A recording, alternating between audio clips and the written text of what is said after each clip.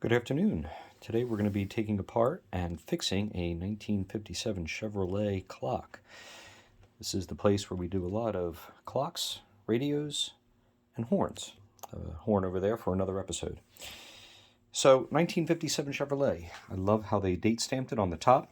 The first thing we want to do when we take it apart is we take apart our 4 screws at the top of the clock, as well as 2 on the bottom. This will release the bezel from the clock, so we can pull that off. The clock will still be in there. Of course, I've separated it, but once we take the bezel off, we can separate on the back side of it the retainer and the lens so that this can be buffed. So we just simply take this out, which is the retainer, set that aside. The lens will also pop out. We can set that to the side and buff that with a plastic buffing compound. And now our bezel can go to the buffing machine. We'll get some of those pits out, make it look brand new again. Back to the clock. So once the bezel is out, there are retainers in the back. There is this clip which goes around these 2 studs to hold it to the dash. You would have already taken those off to get the clock out. There are additional 3 nuts that go through the back on studs. This one over here is the hot terminal. These are grounds. There they are in the back. The 2 blue are the 2 grounds, and the one over here is the one that went through this hole for the hot terminal. Now the way that these clocks worked was actually pretty simple. In this case, it was like a point style system, like what you see in the ignition points of your car. When these 2 terminals touch, it receives an electrical charge that pushes these apart. And I'll demonstrate with my finger, with my screwdriver here, that these will become separated. Now what we want to do, is you'll see that it has already started, is after 60 years, these points get a little bit dirty. So we'll simply get in there with a little bit of fine grit sandpaper, like 1200, and we will file the contact surfaces of those points, both on the movable part and the fixed unit. Now, as you saw, when I moved it back, the clock already started going. Prior to the video today, I put a little bit, and when I say a little bit, I mean a dab of WD-40 on the moving parts in there. Just a little dab will do it.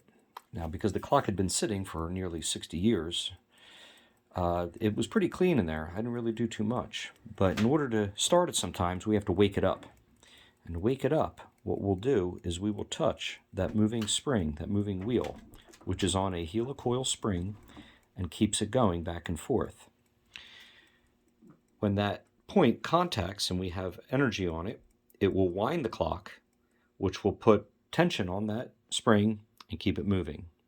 Now you'll see the points have come, it has run out of its potential energy, and the spring and coil have stopped.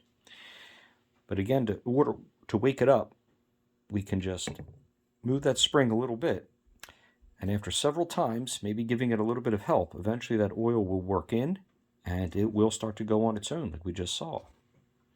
So finally, you need to be very patient with it.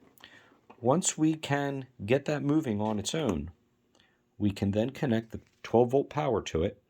So we'll put our ground right here on the mounting stud. Anywhere on the body will do. And we'll take our 12-volt power source and we will connect it after we have 12 volts to the hot terminal. So let's turn on our power source. We have it supplying 12 volts. All I'm going to do is gently touch this, and as I touch it to that terminal, we'll see those points jump. And that was all it took. So I'm going to disconnect this cable. I'm going to shut down our power supply. So when we applied the 12 volts, it moved the contact point from the fixed point to the moving point. When that did, it engaged potential energy on the spring, and now we see it moving. As it moves and uses that potential energy, this point will eventually come back to the fixed point, receive its 12 volts, and the process will start again. So the secret here Must have nice clean contact points. File them down with a little bit of 1200 sandpaper. And we must have nicely well-oiled gears in there because any dust, dirt, or particulates will get between those gears, cause friction, and cause them to bind up. So just a little bit of oil inside those gears, a lot of patience, and sometimes a little bit of help to get that spring going. And once it starts, it will go on for another 60 years. That concludes this episode for 1957 Chevrolet clock restoration.